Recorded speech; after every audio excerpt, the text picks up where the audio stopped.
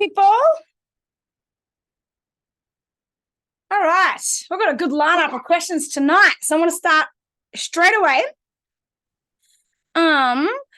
Just before I do, the only announcement I want to make, because I freaking forgot to say it last week, is we only have 4 spots left for the retreat. So if you're sitting on the fence, if you haven't booked yet, if you know you're coming, I know some of you have even booked your flight. So I know you're definitely, in your mind you're coming, but if your ticket isn't booked, then you are not guaranteed a spot. So I know some of you have already spent the money on flights and it's in your intentions, but because it's getting close now, we cannot hold any spots at all. So we need bookings. If you need some special arrangement, at least reach out and talk to me about that. If somehow we can make an arrangement to hold a spot for, I know, I think I've talked to someone that's waiting on a tax return or something, totally fine, but I need real confirmation and whatever. So if you do want to come to the retreat and do the really deep work on yourself, for those of you that may not have even heard about that before, we won't go into a detail right here. But basically once a year I run a retreat. It's called Happy to Whole, and it's all about your wholeness and coming home to your wholeness and healing and all the childhood stuff that you project onto your children. So it's not a parenting retreat, it's a personal retreat, but it massively changes how you show up as a parent because your kids no longer trigger the wounds in you that they currently do once you address them. So reach out if you want more information or whatever, so we don't have to spend time on it tonight, but there are only 4 spots left. So it's just something you need to get onto pretty quickly. Cool. So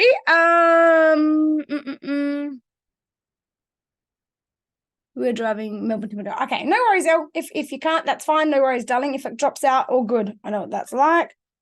Oh my God. Sorry, it's got a freaking call. Wait a second. Let me just put my phone on silent.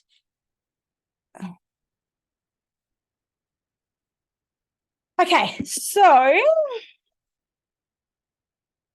go back to the start of these questions. Jess, where are you, babe? Are you here yet? Where are you? No, she's not here yet. Oh, no, not Jess Konya, Jess Nichols. No. Okay, cool. Let's go to the next person. I reckon we'll have time to do them all. I think I read them all, and if we don't, I'll the last 3 of you have all been in the group a long time. So if I don't get through all of them, then whoever I don't get to can go to the group. But I think we'll be fine. So Amanda Taylor, let's do yours. I don't feel like we need to have a big long discussion because I know how consciously you parent, and I know you just need this little tweak here. But so your issue. Hello, darling. How are you? Hello. Good. Very good. So just to recap for someone watching the replay, basically it's like a sibling rivalry when other kids are involved, particularly around making friendships. So you've got one daughter, Olivia, that makes friends really easily. Charlotte takes a little while to warm up, but once she's warmed up, she becomes so confident in friendships and obviously is a pretty natural people person or whatever that people gravitate to her, and then she seems to take over the friendship. Friends that were Olivia's become Charlotte's, and then they're better friends with Charlotte kind of a thing than they are with Olivia. And then obviously Olivia feels like her friends are being taken, and she's had some self-esteem stuff that you've been working on anyway. So that all kind of feeds that evidence for her that, something's wrong with her and that people don't like her or whatever. Is that a fair overview? Absolutely. Yep. And especially when it comes from her sister. I totally get that. So I think you need to do this in 3 stages, right? I think, first of all, you need to talk to Charlotte privately and just share the reality of what's happening, so it's not confronting to her and it's not done in a way where she feels like she's doing anything wrong. It's just to build an awareness, and that's how you word it to her. I just want to have a chat with you because I know there is nothing you do intentionally. I know it's not in your heart to do it. I know, and I'm never going to ask you to not be who you are just to accommodate someone else, whether that's your sister or anyone else, right? I know the damage that does to people. My ex-husband used to be like a fucking epic footballer, and his brother, he was very natural, and his brother tried really hard and never made the state teams and stuff, and Greg would do it at the drop of a hat, and he'd get all the trophies and all the MVPs and everything. And his parents used to not let him talk about footy and playing for Stir and playing for the state team around Simon, and they wouldn't even let him put his trophies that he got, these big massive ones, out in the lounge room. They had to go in his bedroom because it made Simon feel like he's not good enough. I totally understand where they're coming from, but Greg can't celebrate anything about himself, and he plays himself down so much. He's so fucking good at so many things, and he won't step into it, and he won't claim it, and he won't receive any acknowledgement for it. And if you do acknowledge him, he feels like he's doing something wrong to feel good about, what he's good at. Does that make sense? So it's got a big downside if you try to pull one child back to be able to make the other one more comfortable. So we kind of need to find some middle ground, right? We don't want to in Olivia's face, but we don't want Charlotte to feel like, especially if she's the one that takes a while to warm up, and then she finally gets her confidence, and then like something, kind of goes the wrong way, right? So with all that in mind, I think you need to talk to Charlotte privately and say to her, hey, I just want to, nothing's wrong here, but I just want to build an awareness, because I feel like just with you having the awareness, and you're a pretty conscious person already, you'll probably see it yourself, and you'll feel moments where you probably could just pull back a bit, not because you're doing anything wrong, but just to create that space for your sister. And you can also have that private conversation on the level of, in our family, we all have our own strengths and we have our weaknesses. And one of Olivia's weaknesses has been believing in herself and believing that she's good enough and that she's as good as other people. And she has had some challenges with, comparing herself to other people. And we aren't here as a family to, put cotton wool around that. But where we can, and where it's easy enough for us to do it, just to have an awareness of that would really go a long way to helping her and her confidence, right? So I think as soon as Charlotte has that filter on in a situation, I think already something might change a little bit. And also it makes it easy for you if there are those situations like a pony club or anything where you can go, hey, Charlotte, just so you know, this is one of those moments. Like I saw that, like that girl, I can tell she's so drawn to you. You've got an energy that everyone's drawn to. Okay. But just keep in mind, this has been one of Olivia, and I'm not telling you not to be friends, but just keep it in mind because Olivia's really worked on this friendship and whatever. So this is one of those moments, all right, where you don't have to tell her what to do. Just let her feel her own way through it. So you're never telling her what to do, but just like, hey, this is the moment to probably have that awareness because, technically this is Olivia's class and these are her friends, and you're such a magnetic person that everyone wants to be friends with you and you're so easy to get along with. So don't you dare not be yourself, but just have an awareness of what this is like for your sister at the moment, right? And maybe you go in with your amazing energy and set an example, but also encourage her into it and give her little tips, like some things you could do that still allow you to be friends, but you can tell other people like good things about your sister, even right there in front of her. Oh, my sister's so good at that. You should see how she does that.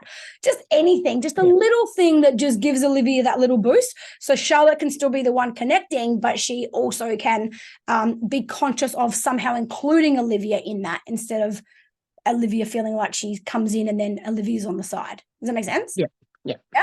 So do that with Charlotte, because I feel like I feel like I know your kids pretty well these days, and I feel like you'll get a good response there just with her awareness. Secondly, have a chat with Olivia, and the chat with Olivia. And I know you've struggled with this yourself, and so this is going to be something you can really meet her at her level, is identifying her needs. I think that needs to be the conversation with Olivia, right? So when these things happen, number one, of course, there's the perceptions we have, the filters we have, and how much we compare, right? If you compare yourself to other people, other people's ability to make friends, other people's abilities to anything in life, like comparison is the thief of all joy, right? You will squeeze the joy out of your life anytime you compare. So it's a good opportunity. Olivia, this is where you do the whole, you guys chose to come to this family together, and everyone has, strengths and weaknesses. And this is where Charlotte can be one of your messengers and can help you grow.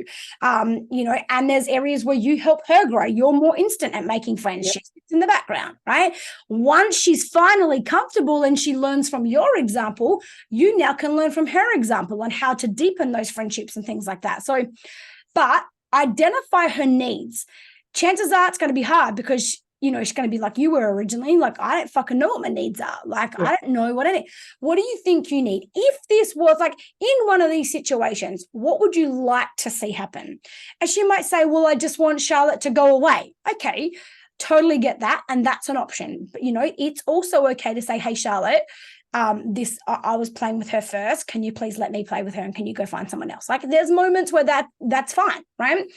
But there's also moments where that won't be fine, and it might not be Charlotte. It might be someone else. And it's not appropriate to say that or demand that or to feel like you can't move forwards in your life unless someone else removes themselves. So it's okay to give yourself permission to ask for that in a moment where that's one of your needs. Outside of that, what other options? And you can give her some suggestions, and you're not getting her to say yes or no. The question is, how would it feel to you if? How would it feel if this? So what if you did something like this, how would that feel to you?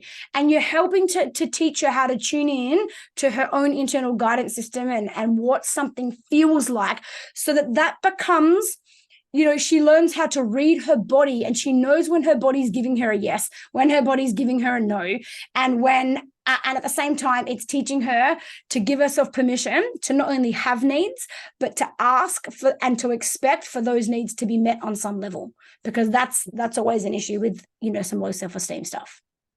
Yeah. Yeah. So help her identify, what needs do you have? Well, I don't need her to go away. I just need to feel like I get included instead of being pushed out. That's a pretty cool negotiation. What else could it be? Well, I just need to have some things that are just mine. Like, I feel, Baya said this to me one day, you know, like the other girls did dance and I did gymnastics or whatever. And then I went to trampolining, and like, that was my sport. But then Miami started doing gymnastics, and like, she's like, I'm not going to tell my sisters what they can and can't do, but it does feel like what I went and did, like, that was like my little identity kind of thing. And then it kind of got taken over. And then Baya started learning guitar. And then Miami actually is quite natural with music. And then she wanted to learn guitar. Yeah. And Baya's like, I just want something that no one else does, so it can just be my thing, so that when I get good at it, there's no one that's just going to come. And it wasn't even really like that Miami was better, because Bay was way better, but it was like, I just want something that's just mine. And it's also okay to request that. You know, we also can't control other people, so from time to time there'll be, you know, changing decisions or whatever. But it was good for Baya to at least be able to identify that was her need. You know, what I'm looking for isn't just a thing that I do. I want it to be like, I'm the only one that does that. I like having something that only I do in the family, something like that, right? Yeah. I didn't really care what it was. I just wanted her to know what her need was, to be able to identify her own needs, and then to get to a place where she felt worthy of expressing that and asking for that to be met on some level. And then, so your discussion with Charlotte is around just an awareness. Your discussion with Olivia is, what are your needs? Okay, so you can identify your problem. You can identify, I hate this situation. I don't like that. I feel like I lose friends. I feel like whatever. And there's like competition and comparison. Those are the filters. Okay, but in amongst those problems, what are the needs? What do you desire? So you can you're really good at identifying what you don't like. What we want to do is go, okay, so if you don't like that, what do you like? And another way to do that is, what would the opposite of that be? I don't like my friends being taken away from me. Okay, what do you like? I don't know. Okay, what's the opposite of having friends taken away from you? Well, I just want friends that are like totally mine, and they just love me, and I get all the attention from them, and they don't really want to, you know, connect with someone else. You know what I mean? So then you're like, okay, this is getting really, like, just helping her just make some connections and find her own little pathways. Yeah. Okay, that's what it really is for her, because you don't want to work on this at the level of, hey, Charlotte, leave Olivia to have her own friends and don't butt in, right, on those friendships.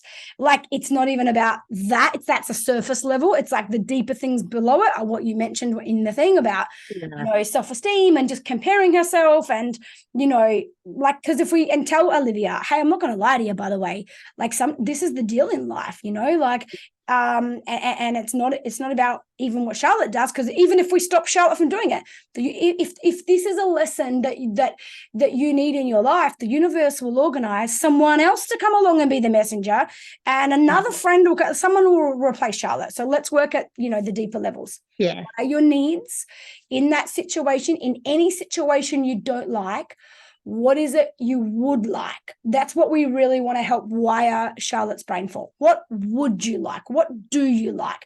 It also gets her seeing things she likes in her life, and it will help her build confidence over time that she can create the scenario she does want, instead of just sitting back in and withdrawing from scenarios she doesn't want. Yeah. Yeah. Olivia's like always been that kid, like she makes friends so easily, Yeah. but she's friends with everybody.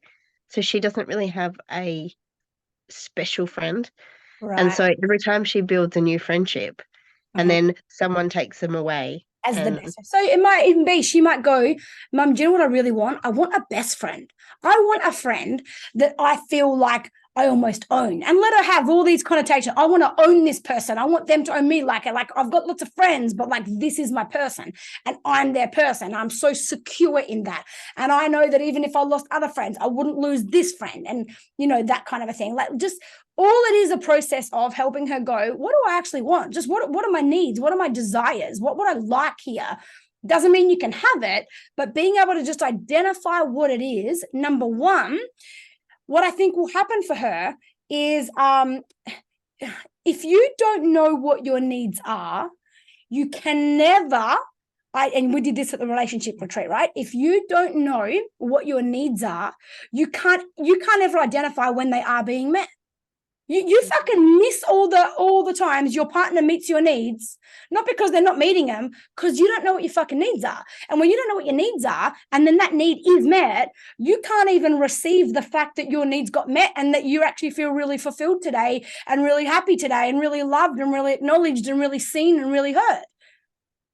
yep. Yeah. So this is the thing. So she might see, actually, she fucking loves all her friends, because at the moment what she's seeing is that, other people in this instance are like a threat to my friendships. If she was starting to go, well, what do you want? Well, I want to go, okay, like who in your life, for example, would you consider someone that maybe potentially could be the best friend material? Okay, so what's your relationship now? What is it that stops it from being a best friend right now? What more would have to happen in this relationship, in this friendship, for you to look at her not just as a friend, but as a best friend? What's missing that makes you think she's just a normal friend, not a best friend? What she might actually realize is, what I actually think is a best friend is actually this person ticks those boxes, and that actually I've probably got 5 best friends. She does. But yeah. Yeah, but she needs to literally see that for herself. What criteria would people have to meet? Okay, don't look at you. Look at someone else. Who do you know that are 2 best friends at school? Okay, let's look at those 2 little girls, Mary and Kate. Cool. What about Mary and Kate? So what about them makes them best friends? Why are they best friends? And make a list when she's looking at it from someone else. Yeah. Okay, who in your life have you got that ticks at least some of these boxes? Okay, which of these boxes does that person tick? Oh, fuck, they actually tick them all. Oh, shit. So what is it that makes you see them as best friends and not you guys as best friends? Yeah. Yeah, she might have what she's already looking for, but she just can't see it until she's got that filter. And if not, if it doesn't exist, she's going to be able to identify the gap in what she has got and what she wants. Okay, what do you feel like you could do? The only person we ever have control of is ourselves. So what efforts or what contribution could you make to bridging that gap? Yeah. Yeah. And you might even be involved there. You know what? I'm happy to invite her over more often on weekends. How about, we're going out for family dinner. How about we invite her to come out for our family dinner? She can be like part of our family for the night or something. Like, how about you can start suggesting some things. But I feel like, I'm getting your girls mixed up now. Charlotte having an awareness, and Olivia knowing her needs and then having those filters on her life. I feel like that'll dissolve 80% of this issue. Yeah. That's perfect. I just didn't know what I needed to do, but that's perfect. Thank you. Private conversations with both. And then the third step, if you need it, is bring them together. Once Olivia knows her, am I getting the names around the right way? Olivia knows her needs, then bring them together and go, hey, I'm just going to sit on this conversation. Charlotte, you've really opened a space. I had a conversation with you recently about how we can support Olivia just as our family. We all support each other in our family. And you've got a new awareness. Olivia's now been able to identify her needs and what she needs in a situation where she's got a friend and you're around the place, for example. So this little meeting that we're having is for Olivia to just express and voice those needs, and Charlotte, for you to have whatever response feels centered and aligned for you around that, and just to open and practice these discussions where we're all safe. I'm holding space. We're all holding space for each other. Nobody's wrong. No one's in trouble. This is just learning how to identify our needs and how to speak respectfully about those needs and see if there's a way that everyone can win. Yeah. Yep. But you've got to come to Yeah, that conversation with clarity, and they've both got to be clear in their own areas. So then you can bring them together and just open that up. Yeah. No, that's perfect. Thank you so much. No worries. Good question. Good question. All right. Did I see Jess Nichols join? Is Jess? No. Oh, no, she's not. Okay. Am I? Oh no, miss you. Don't worry, Jess and David miss you. All good, all good. All right. So let's go. All right, Miss Shara. Let's do a little conversation with you. Because obviously our conversation slightly has changed. I want to address your first question first, and then we can go into a little bit around what happened. Very cool, Tanika and Sarah. I'm glad that helped. So, and hello there, everyone else that just joined since we started the call. So, Shara, just a quick recap. Basically, you originally just wanted some help with Diesel, who is 5, and obviously, I think you said he's medicated now, but still has those moments where, especially on the short acting medication or whatever, where when he comes down, he basically gets to a point sometimes where his emotions are uncontrollable, right? And like he just cannot regulate, regardless of all the amazing conscious parenting and stuff you already do. It's still like it's not even controllable for him, right? So first of all, I just want to touch on that. Yeah. Yep. Now, I know I told you today to watch the guard dog video, and yep, you'd watched it before. Here's why that's still my answer for this. Number 1, he's 5. Number 2, he's neurodivergent. Okay. And so, like, even to, I fucking hate these words, normal, or even to a neurotypical child, I would say he's 5. You need to plant seeds for 2 more years, right? Because the brain is just starting to make connections through the mammalian. It's just starting to develop the neocortex, right? All that's part of it. And then throw in neurodivergence, and it's, you have to plant seeds longer, okay? But never stop planting the seeds, because you get to a point where unless you want to parent unconsciously or cause more damage, there is nothing you can do but manage it each time and plant seeds. Now, I see his sensitivity to when he knows you guys are doing the thing to him, and that can feel like condescending if you're the receiver of that at the time, even though you also know it works. It's like Dave went to this men's weekend thing, this martial arts training, but it was basically about relationships and using martial arts to understand relationships and intuition and all this in men. And they taught there to make eye contact in your partner's left eye, because it's less confronting and it totally like diffuses and diffuses the situation, particularly for the feminine, right? And so the thing is, when I'm pissed off, and I can see he's fucking staring at me in the left eye, I'm like, don't do your stupid fucking thing right now. Just let me be angry, because I can almost feel you diffusing me, and I actually want to be pissed off right now. So stop your shit. I'm going to shut my eyes. You can't even look at me. So even though I know it works, and even in that moment, it totally disarms me. Like, I laugh when I fucking see that he's doing it, but it's also so annoying. So you know what I mean? Like, you relate, even when you know what someone's doing, it's still like in the moment, it's It's like, I know what you're trying to do, and it's not it's like you're actually just trying to fucking manipulate me right now. Just let me have a moment and don't try to change me, right? Yes. So now, the reason the guard dog, particularly with kids under 8, right, why they don't have much of a neocortex, it's very much in the early stages, if any, of developing, and also they haven't got access to, like, their etherical body, their energy body is really not attached to their physical body, okay? So them being able to feel their way through something, planting seeds, developing their intuition, connecting them with their internal guidance system, like, is all a seed planting process until 8. After that, all the seeds that you thought never worked all of a sudden come into growth season, and you collect a big harvest, right? But you're never going to see the results of that until the brain's developed to those levels. But when the brain is developed to those levels, you better have planted the seeds, because the harvest that you're going to produce is going to be based on the seeds that were planted during those fertile years, right? When their minds were like really, really fertile. So you don't get apple trees if you plant pear seeds, right? You get the fruit that you plant, right? So number 1, that. Now, why the guard dog scenario and talking to him about that part of his brain is always the way that I would say to go, with or without neurodivergence, is because it takes it away. So in that moment where like you're looking in my left eye or you're doing that thing with me or whatever, it's literally a focus on me. And when I'm already dysregulated, like I feel attacked and vulnerable and like I can't hide if like I feel like I'm being targeted, right? Because the vulnerability is just so transparent and so right there. When you talk about his guard dog, it's no longer about me. It's about like this third party. Like instead of being like, instead of being like, okay, when you're ready, you can talk to me, whatever.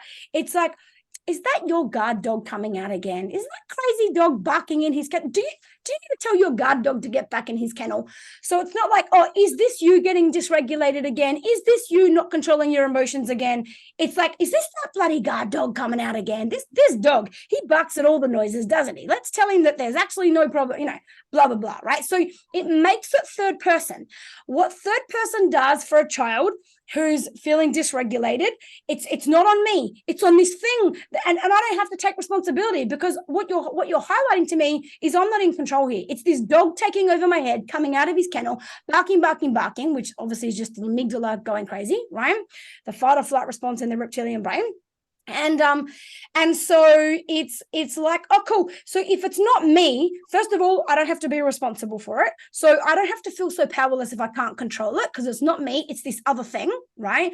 Secondly, it allows me and you to be on the same page. We're on the same team and we're both against the guard dog. It's not you against me, it's us against this bloody guard dog that's still playing tricks on us again and pretending that something's scary or whatever. Right? So it just helps them separate so that they can maintain a consciousness, right? So that they aren't their feelings, they aren't the moment, they can separate themselves from what's happening, which means the real I, the consciousness, the awareness behind it all is able to observe what's happening instead of being in what's happening.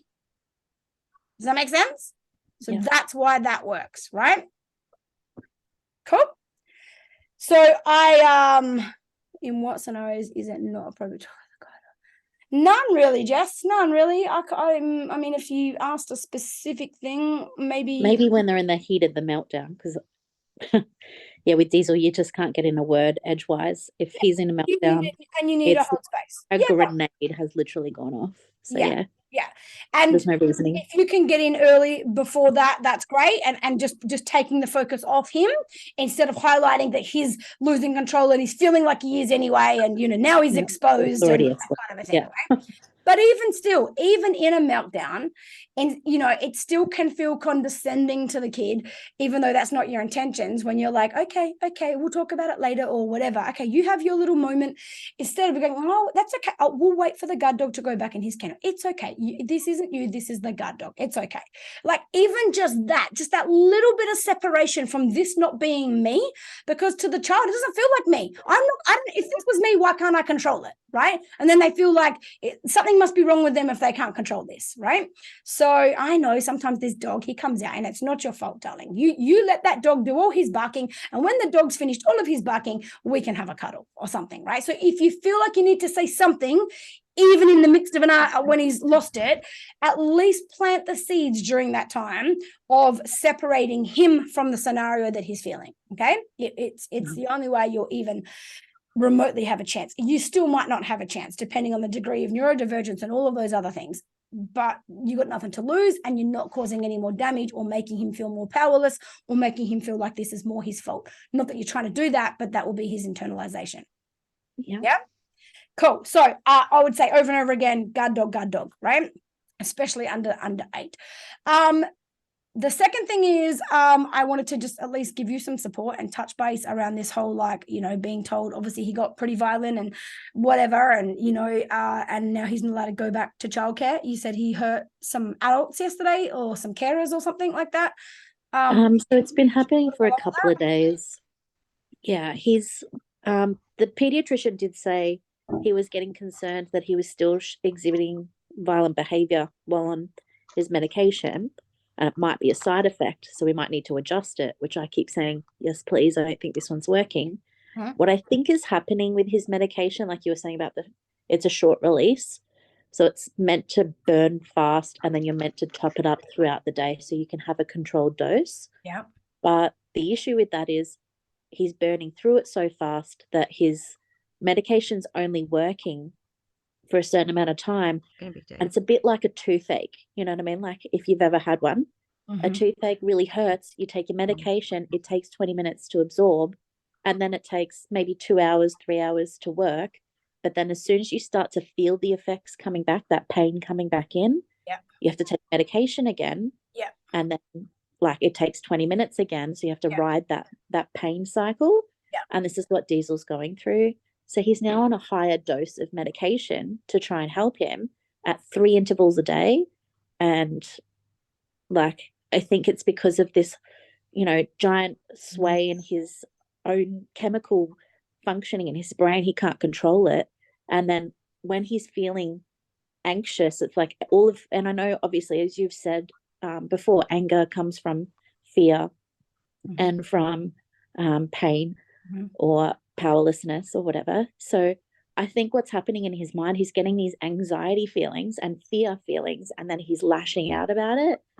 And then he goes for everything. And I mean, he's got no filter with his aggression.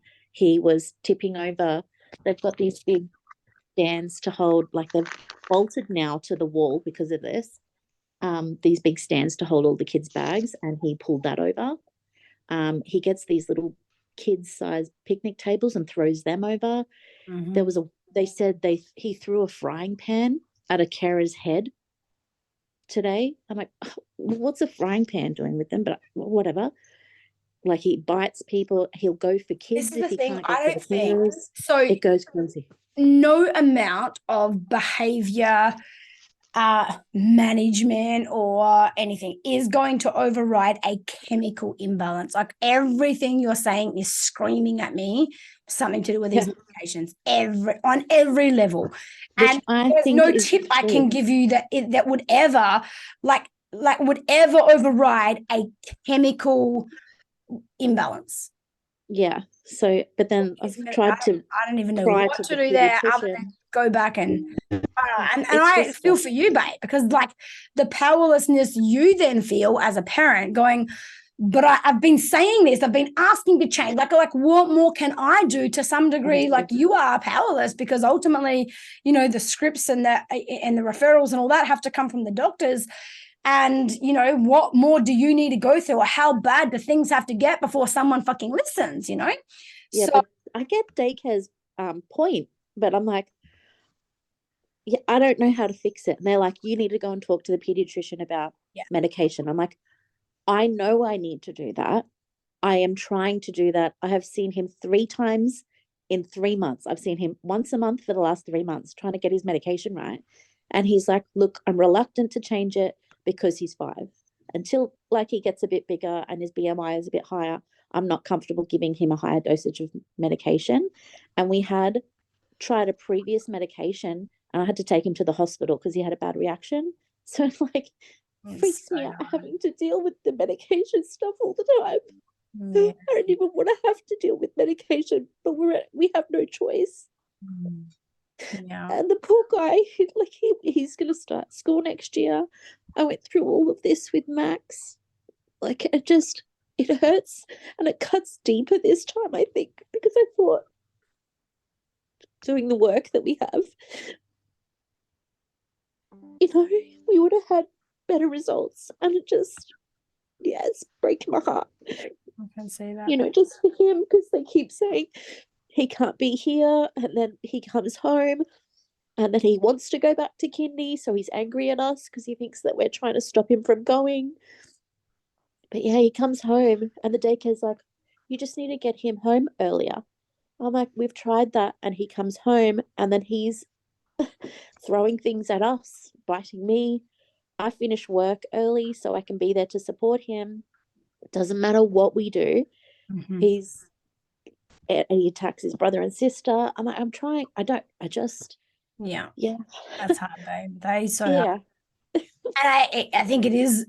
I think you intuitively feel it as well by the sounds. It's so hard for you to deal with it because, your hands are tied, doctors, you've already done this. I can just imagine the disappointment you feel. But, medications, like when you change the chemistry of the body, and where, what parts of the brain are activated and what, how the endocrine system is regulated and what hormones are released,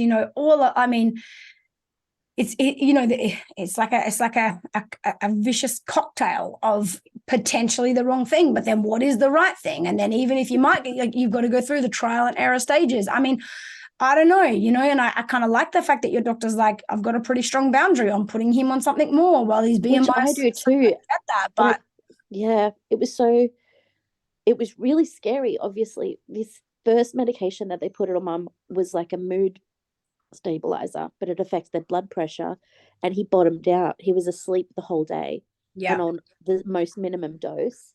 And then I watched it for a while, and they said he was going to be dopey for the first couple of days. I'm like, okay. But then the second day that we had him on the same smaller dose, and I was like, I'm even going to go half a dose. He slept the whole day, and his like temperature dropped, and like his hands went blue. I'm like, straight to the hospital. And they're like, it's just the cause of the medication. So we brought him off it, and then tried Ritalin, and then it's just Max had 5 medications before we got his right, and and it was so painful. He's come good though. Playing a little bit of a role as well. And I know you're coming to the retreat, so if the work you do there potentially will shift some of this a little bit more. But also, if you've been through this with Max, and it's a horrific experience for everyone, right? Everyone. And there's a whole lot of stuff in there. You have to make decisions. You also have the, guilt. You also have this fucking like love for your child and all of these things. But if through the process of Max, you were definitely less conscious than you are now, because your consciousness has fucking expanded out of sight just since being in this program. So anything you didn't process completely with Max, and now even just like a sniff of something looking the same with Diesel will absolutely trigger anything that's unresolved with Max, okay? There's no question that will play a role in what this feels like for you, right? Because that's how unresolved emotions work, right? And there's no question that when you're trying to deal with a kid that, in the process, you have to suppress some shit. You can't sit there just, sitting in your feelings all day when you've got children to raise and babies that you've also got and all those kind of things. So, that work is part of how it feels for you in this experience, and part of what makes you go, oh my gosh, I don't want to go down this road again. And but like you said, Max is coming good now. So there's a message in the fact that you have now, a second child that's kind of in the same process or going through the same cycle. There's some messages on a spiritual level, and I know I can talk to you like this, that you missed before. And that doesn't mean that it's your responsibility to get it, and then, this happening to your kids is like somehow your fault or related to you. No, I'm not saying that for 1 second. But when you can expand and extract that wisdom from it, at a felt sense level in your body, in your own nervous system, it doesn't mean the circumstances will change, but how you feel about the circumstances will very much change, which changes your whole experience. Yeah. So it's funny because I feel like Max was sent here to warn me, prepare me, and be the first like guinea pig, I suppose, for Diesel. Yeah. And he chose to be his brother. He chose to come first, all of that sort of thing. I think, honestly, I'd work my way through that feeling of enlightenment. But yeah, it's so hard to watch or to, to hear that. It's not even my child. I'm not there in your house. When he's 15, yeah. Don't worry about what's happening later, okay? You just in the moment now. Yeah. Okay. We'll get to those things, and all they do is, your brain will just feed on a story. Okay. That's the first thing we learn on the Friday night at the retreats, is like how to identify the story, and it's a process that I call rumble, how to rumble with the stories that we literally live by and feed off and whatever. So your fucking life will change after that on every level, just because life is a series of stories, really. But Sarah put something in the comments here. Go and read it, just like something on YouTube. But it's really helped her with choosing medications with Anthony and whatever. It may or may not be something that you've looked at already. But I just, I mean, all I can suggest to you, I don't even want you to try. I don't even have a tip for you or anything really, because I even deeply feel this isn't even it's not a choice for him in the first place, right? Like there's no level of consciousness where he's choosing to do this. It's literally like a dysregulated, uncontrollable state. That's a chemical imbalance. So the only, and like even suggesting something more for you to do, I feel like all it does is set you up for failure and give you more reasons to say that you don't know how to work something out, or that you're not good enough, or whatever in those vulnerable moments, right? It's like the more things you try that aren't going to work anyway, if this is a chemical thing and his medications aren't right and these are side effects, the more things you try, the more you prove to yourself that it's helpless, right? So I just don't even go down that road. I'd rather you use your energy going back to doctors and fucking being a stronger voice on whatever level you need to. Go in and be, don't even be nice mama. Just go in and be fucking lioness mama and just fucking like make some bold decisions. Maybe you do have to take a slight risk on, like ask, okay, so what BMI would you put him on that medication? What age would you consider it? Like how close are we to that, so that I can be the one that determines and assesses the risk and that makes a decision based on that. Like that does not, like you can respect a doctor's opinion, but also he doesn't live your life. And as much as that could, like the medication with a lower BMI could cause a harm, so is this scenario. You know what I mean? Like, so is this causing trauma and damaging belief systems and, like absolutely wreaking havoc on your life, because, if you can't send him to childcare, you can't go to work, all those things. So just go and ask more questions. And I feel like you definitely need to go back down the medicine. Watch the thing that Sarah's saying, but definitely get the chemicals right. Like until he's got some level of balance in him, We've tried the gut health thing. We've tried the no sugar thing. We've tried the. They'll make next to no difference anyway if he's got medications in him that are upsetting his whole endocrine system. Because we did that trial without medication, and I did like a full cleanse for the whole family, but we all tried to do this. The parasite cleanse, we did the gut health probiotic, prebiotic cleanse. We tried everything, and it did seem to like it was making a difference. Yeah, but all of a sudden, it'll work, and then all of a sudden it crashes on us, and that's what daycare keeps commenting. That could be a parasite, like a real parasite, not worms, but a real, like there's 3 different kinds, and don't ask me their names. I can't even pronounce them if I do see them. But that they lay dormant in the body for at least 6 to 9 months, and then and often what will wake them is when they're about to die. So if you've done a cleanse, just learn about parasite behavior, right? Because if a parasite is wedged up on the inside of like the gut lining and the intestines or whatever, any parasite cleanse you have can literally not even touch the parasite, right? Sometimes, depending on what kind you've got and what they're feeding off. The PRS one. Yeah, so look into more. There's, if I were you, I wouldn't even play a guessing game with him if it's this bad. I'd go to it's going to cost you about $700, I think, or at least $500. Go to a naturopath. And I'm going to let you do everything else. Get a stool test.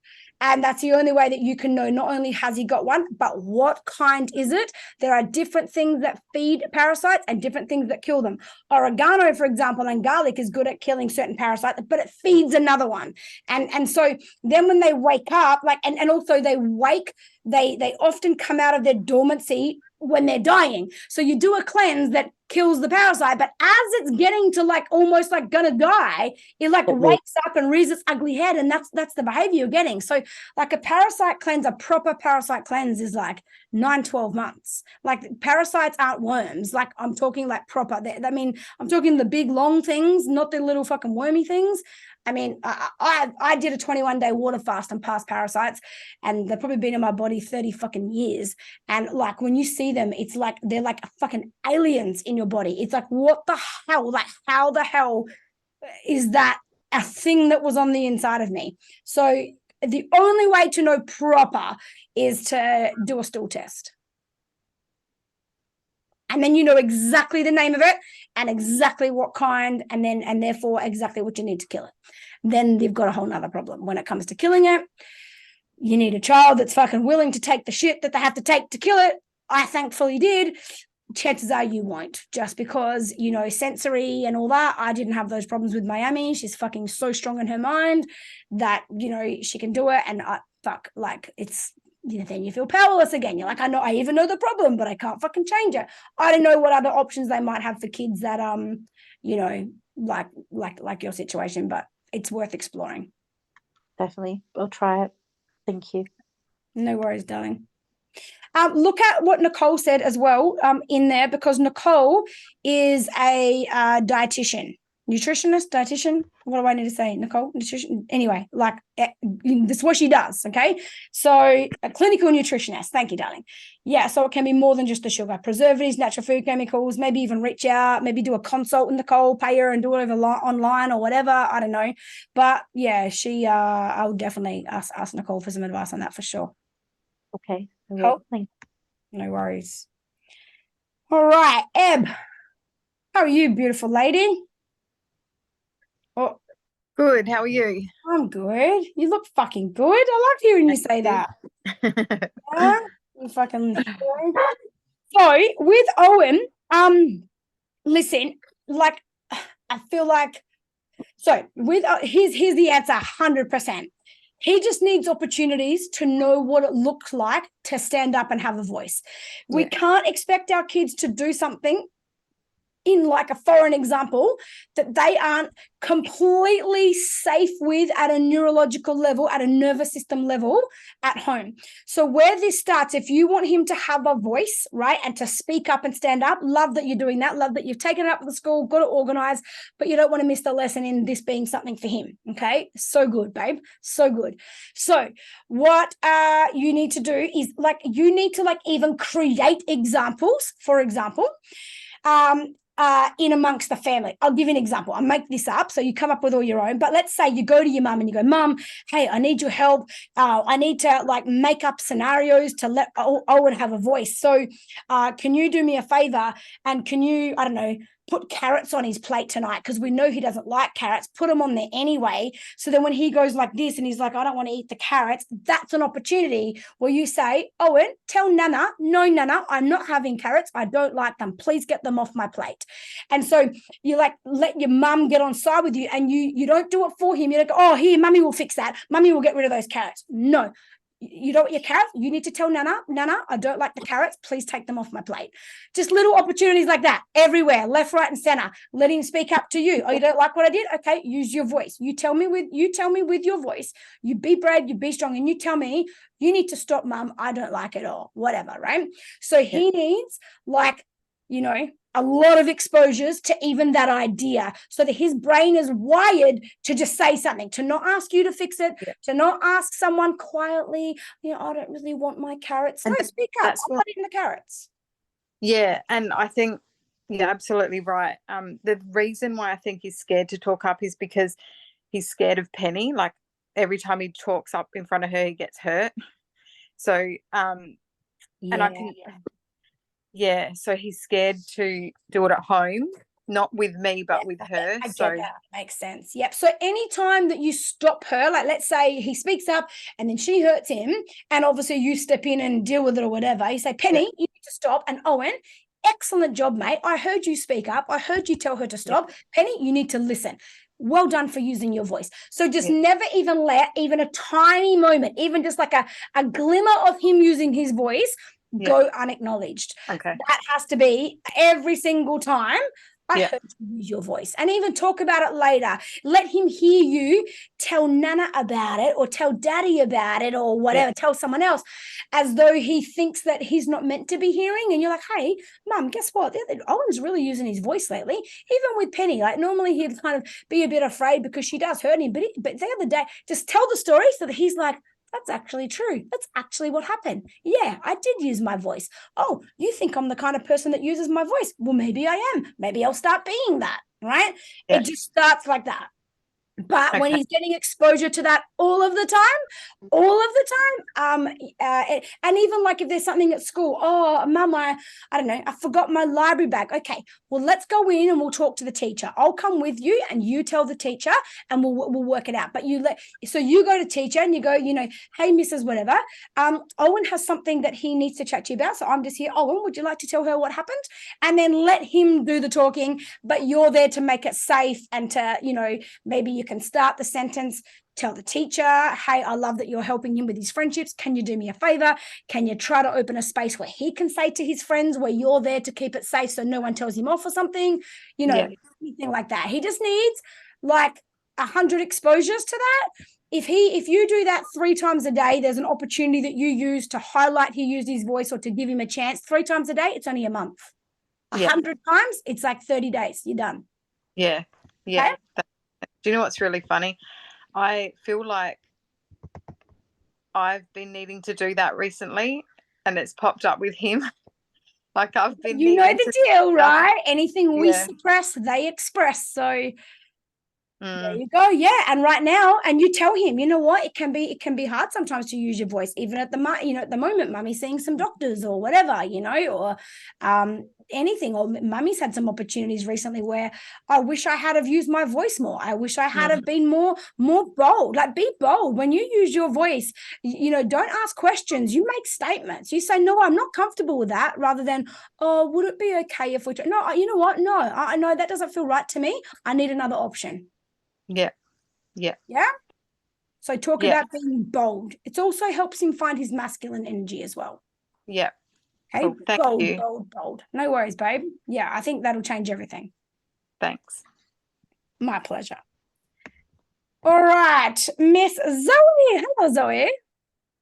Nice to see your face. Oh, sorry, I just muted you. Sorry. How are you? I'm amazing. How are you? Good. All right, these bloody kids and these bloody vapings and eshays and oh my God, I get it. Here's my answer on Isaac, like on when you feel like your children are potentially starting to make those bad choices, right? Or starting to make choices that you don't really prefer. And I want to trust you, but that also can be a doorway to more things, right? Like it can be the gateway to, things that are worse. And I don't want to feel like I wished I had have been harder later on or something like that, right? So first of all, environment is everything, okay? So some environments we can change, some we can't. But I'm talking neighborhoods where we live, who we hang out with, like the family environments, like just like anything, like even just like where, like I've got no idea where you live, but any environment, any exposure that their mind gets to those things, like just seeing, driving through certain suburbs and there's more skate parks and you just see those people more often, that when the mind becomes familiar with it, it starts to feel safe with it and it starts to have a desire for it or, to want to be like that. Right. So that's one thing. So be really sensitive and really aware to all environments. Some you can't change. You're going to fucking pack up and move house, right? Just for that necessarily. I mean, maybe you will, but whatever. I don't even know where you live. But even if there's even something as small as I'm just not going down that road anymore, because I know on that road every day we drive past, there's always bloody eshays or whatever they call them over there, smoking vapes or this or that. Like I'm just going to go home a fucking 5 minutes longer and just go a different way. Just like limit their brain's exposure to those kind of things to begin with, right? Especially if you're catching this in the early stages, right? Number one, hard when he's got like older cousins and things like that as well, of course. My thing was, we don't, since what happened last year, we haven't had we don't hang out with them, and it's only recently, like last weekend, that he actually hung out with one of them, because the older one won't come out of his room even if he he won't talk to my family. The older son. So I can't even say that it's like influences from the environment, like literally homeschool less at school. Or social media, like as in like the phone stuff, like what they watch, YouTube or whatever.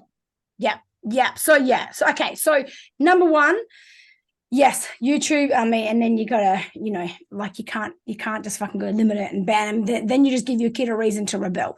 The best thing is this. So first of all, environment is everything, right? And I just saw your comment. So the thing is, this is where it's hard, because if you're at a skate park, let's say, and even if you kind of, badmouth those people to your child to try to get them to never want to be like that, doesn't matter. They're still exposed to that. And the very fact that you draw attention to that will feed a fascination in the child, because what they see is, even by you giving attention to, don't be like those, or those people end up like this, or whatever.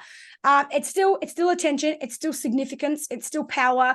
It's still belonging. It's still all those things that underneath, they like about, like it's an identity. Well, I can be an Eshe, I can be a fucking whatever. We used to call them skegs and stuff like that, right? All the skateboarder kids and whatever. I knew my brother was a skeg. That's all I used to call him. Anyway, so environment is the first thing. Second thing is, you actually, I mean, the conversation with you, I feel like that I'm going to have with you right now is similar to what I did with Nicole, when Ella J started going off the rails in her mind. There has to be a level, particularly is Isaac 12 now? How old is Isaac? He's 9. Oh, 9? He's a baby. He's 9. Oh, is it? Isaac's 9. Charlotte's 14. Oh, Charlotte's 14. Oh, okay. Yeah. I don't know why I was thinking 12. Oh, fuck. Like, I literally dropped him off at school at the gate, and he said, I'm going to like IGA, and it's on like the next street. And I'm like, no, you're not. You're going to school. Okay. Yeah. And I dropped him off, and I seen him walking in the room. He went. Okay, here's how you need to answer, right? We've already talked about Isaac and his leadership and all that. You can't say, no, you're not, right? This is how I parent Baya, right? Now, listen, Baya skips a lot of classes, okay? But she never, she never skips a class without me knowing, ever. She leaves the school a lot and goes to the fucking shopping center. I'm not going to fucking double history. I don't give a fuck about history, blah, blah, whatever bullshit she wants to say. And then she'll be like, but she never, ever doesn't tell me, ever. I'll get a call from the school. Oh, we just noticed that Baya hasn't checked into this class. I'm like, yeah, thank you. I appreciate you following up.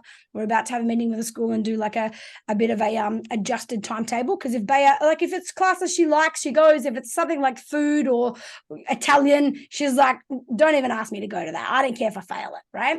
So the school have been pretty good. But how you do it is this. You don't ever tell these kids, no, you're not. You need to go to school.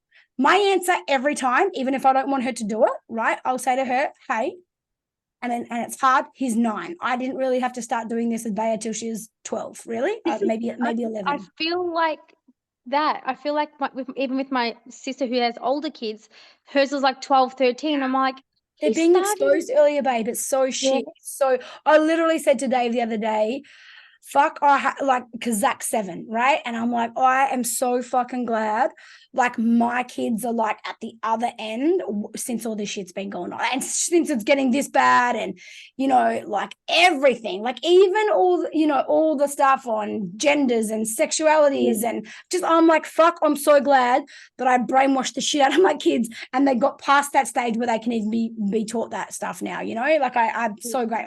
Zach, whole different story, right? So it's fucked, right? But it is what it is. Yeah. But if you tell Isaac, no, I can't, you're only ever going to give him reason to start lying and being deceitful. If you're going to have a child that's going to test boundaries, that's going to push boundaries, the only thing that's important, he's going to do it anyway, okay? Your no isn't going to stop him from doing it. Your no only teaches him how to get clever about how he does it. That's where it's dangerous. That's where you don't know where he is. That's where something can actually happen to him, right? So our response to Baya is, hey, it's your life. I'm never going to tell you what you have to do with it, okay? Obviously, all choices have consequences. So my answer to her, I'm going to go to the IGA, I'd say, hey, at the end of the day, it's your life and you're going to make your choices, but I'm asking you not to. I'm asking you, please respect me today. Thank you for telling me. I appreciate that. At the end of the day, it's your decision. I'm asking you not to. It gives you a chance to appeal to his compassion, to appeal to his respect relationship that he has with you, right? But he can never be in trouble for doing it. So if you ever put him in trouble for it, all you've done is made it unsafe for him to let you know that he does it, and he has to get more clever with how he does it. Okay. Yeah. It all becomes really unsafe. And by the time, if he starts it now at 9, by the time he's 14, it's going to be fucking unsafe, like really unsafe, right? That's why I literally messaged, because I know Mhm. the like, oh my, I don't know what to do. Like, there's something. I don't What know. he needs to hear over and over. And honestly, Greg and I talked about this just recently because we had a bit of an incident with Bayer a couple of weekends ago, but it was so perfect. Like, she called me instantly. Her friends, so basically they had weed, right? They tried weed or whatever. They had once before at someone's party, and then they got together, and she actually told me, oh, Mum, when I catch up with my friends today, we might smoke some weed, right? And I said, you know what, Bayer? You're going to make your decisions, you know, and to be honest, on a personal level, part of me is like, I'd probably rather her smoke weed than fucking drink alcohol, because she's got a big mouth on her and she'll get her fucking face punched in on alcohol one day. Like, she'll just like say the wrong thing to the wrong person, right? And I said to her, hey, it's your life. I'm never going to tell you what to do with it. Be safe, make good decisions. You know, I'll keep my phone. Thank you for telling me. I won't miss a fucking call from you. I'll make sure I'll keep my phone on me all day or whatever. Anyway, long story short, an hour later, we got a phone call. I got a phone call, and she was like freaking out a bit. But cut a long story short, I said, I'll come get you, no problem. Like, she just got a bit paranoid or whatever.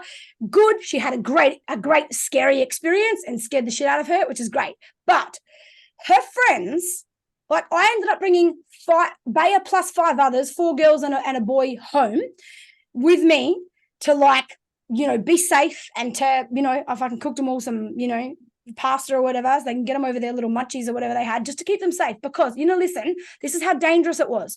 One of the girls had changed her medication for whatever she's got, changed her medication that day. She then smoked weed on the same day she changed medication. She fainted twice. I had to pull over. She was going to vomit, like, in my car. She was fucking, I'm like, I think whatever you took was laced with something. Like, this is not even just being high. And listen, these girls were so scared.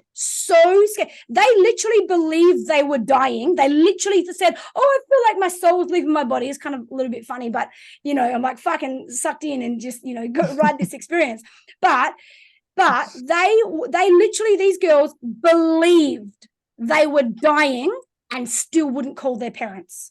They got in my car. I said, I'm taking you home. They said, oh, you can't, my mum. I said, listen, I know my values. I don't care about your mum. I care about you. I don't care if there's a whole pack of mums who hate me. It is not my fault nor my responsibility that your mum hasn't built a relationship with you where you feel safe enough to call her when you think you're fucking dying. So I don't need to I'm not going to lie to your mum, but I'm not going to volunteer more information than she needs to know, because I want you to feel safe that if this happens again another time, you can call me. Like, even if you're not out with my daughter, I'll come get you, right?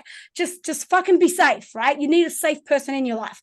So your mum can hate me. She can say I'm a bad person because I never told another parent, but I'll be here for a child before I'll be there for a parent. And if this is what it takes to keep you safe and to give you a safe person, I'll be that person, and your mum can hate me. Anyway, turned out fine. Hey, I'm just taking your daughter home. I'll bring them back after dinner. Just so you know, they'll be supervised. I'm at home. You know, it was raining. The parents like, oh, great. Thanks so much. Whatever. There was no problem, right? And obviously the kids trust me a lot now. They love me. They're like, oh my gosh, blah, blah, blah. But like, can you see how these kids, 5 of them, not one or 2, 5 of them, so fucking scared in public in a bad situation. Bayer calls me instantly. They even tried to get Bayer not to. No, Bayer, they can't even imagine that there's a mother that wouldn't be fucking going off her rocker about this, right? They can't even imagine that that's a real thing. So Bayer's like, I don't really care. She doesn't, you know, the peer pressure, like, our relationship was so safe that no matter what, she called me anyway. Yeah. And then they're all safe. Those are the moments, and they all learned some good lessons. And my discussion with them wasn't, oh, fucking, you know, hope you guys learned some lessons. My discussion was, hey, you know what I know? You're pretty smart kids. Life gave you a lesson today, and I don't need to tell you what to get out of that. I'm pretty sure you guys know what you got out of today's lesson. Left it at that. Yeah. Like, they now are safe. They've learned a lesson. They weren't made to feel dumb or stupid or fucking anything like that. And they're all like, I'm not touching it again. I'm like, cool, it's a big win, right? I'm like, And I like talked, I think that could have been laced, actually. I think that was laced. They all started fucking Googling their symptoms. Oh, I think it might have had PCP in it. They're like, and I'm like, I fucking just made that shit up so that they could, it wasn't laced. They were just fucking, high. But they're like, year 10, whatever. So, anyway, those are the moments, you see that? Like, those are the moments where your kid needs to know, I can call you, even if I feel ashamed, even if I fucked up. If I'm in trouble, there's not even a second thought I can call you. That's all you can do with these kids. They're going to be who they are. They're going to do what they're going to do. And anytime you even attempt or make it feel like you're going to stop me, you're just telling me subconsciously, I need to start hiding stuff from you, because you're going to start judging me. You're going to start, putting in my face how stupid I am in the moments where I feel like I'm stupid because I fucking did fuck up. Last thing I need to hear is have that rubbed in my face from my parent. All of those things, you do all that for me. Why would I come closer to you? I will only avoid you. I will only find ways to get better and better at you not knowing about it. You can't keep your child safe unless you know everything they're doing. That is the only chance you've got to keep your child safe. So you need to have, even if it's a trigger for you. I smoked weed for the first time in my life at 37 and a half years old. When I met Dave, we were like, how the fuck can we be 37 and we've never even tried it? Like, let's try it. Right. So I wasn't someone that grew up like that myself. I was hell bent against drugs or whatever all my life. And I had to, I'm like, this isn't a fucking comfortable scenario for me on any level, but it is what it is. And, the only thing I care about is that my daughter can feel safe. Yeah. So that's kind of the path you're heading in the early stages with Isaac. Now, if you make it feel safe and basically reply, well, I'm not telling you what you can and can't do. It's your life. You need to start making decisions with your life that feel right to you. I'm asking you not to. If you choose not to listen to me, that is your choice. I'm asking, please, I would really love you to respect what I'm asking right now, and I would really love to go to class. If you choose not to do that, that is your choice. Okay? Doesn't mean I won't be disappointed. I won't be angry. That's your choice. It's your life. You need to start making decisions. But at the very least, what I ask, my word for you is that you will not be in trouble. Okay. Doesn't mean I won't have my own feelings and be disappointed sometimes. I'm not going to punish you. Okay. But in return, what I ask is that because I'm saying I will make it safe for you and you'll never be in trouble, at the very least, you owe it to me. And I feel like you would agree that you owe it to me, that you never, ever make a decision to go anywhere that I don't know about. Anywhere. I don't care where it is. I don't care if you had to miss school to do it. Doesn't mean we won't have some conversations about it sometimes. Hey, what's going on? Why? What is it that's making you choose to skip school a lot at the moment? You're not in trouble for it. I just want to identify what's actually happening here. You want to be able to have those conversations with your kids. It has to feel safe. The minute they're going to be in trouble or be punished, fucking good luck. Yeah, I think I'm more of a screamer, as in, I can't believe you would do this. Exactly. You go to school, I'm going to call Miss Puri or whatever her name is, his teacher, and see if you went to class. But I don't punish them, if that makes sense. But that is the punishment. Because what you just said subconsciously, not that you said it with your lips, what you said is, I don't trust you. You're not a trustworthy person. I'm going to call someone else because I don't believe you. I don't trust you. You're a bad person. You make dumb decisions. You're so stupid. So I'll have to follow up on you. That's what they heard. Make sense? Yeah. And then I ring Darren, and he's more like you. He's like, well, just let him go to IGA and he'll go to school after that. And I'm like, I just said no. And listen, if you can extend yourself and go, okay, here's the deal, Isaac, okay, I am willing to stretch some boundaries. Now, listen, it's not comfortable for me. What I want you to know, this is hard for me, okay? It is so hard for me to do this. I'm willing to do it. I am willing to allow you, because you've been honest, because you've at least told me, I am willing to allow you to do the IGA thing on the condition that you have enough respect and honor for me in return, even if it's hard for you to tell me the truth. It's hard for me too. Let's both do some hard things. you at least tell me when you're going, and you text me when you go, and you text me when you say, hey, mum, just got back to school. I just want to know you're back there. Get in the Life 360 app as well. Make sure you've got I use have it, Life I have 360. it, I have it. Cool. Yeah, we have use it. that. And if ever he's somewhere and you look on the app and he wasn't, and you, then all you do is say, you just send a message, hey, where are you? Hey, we had an agreement. You said you'd let me know if ever you left school. I can see you're not at school. Please honor your word. Not like, you fucking told me, that's it, fucking bull. None of that. Like, if you're raising this kind of child, they're going to be the little wild child. They're going to be anyway.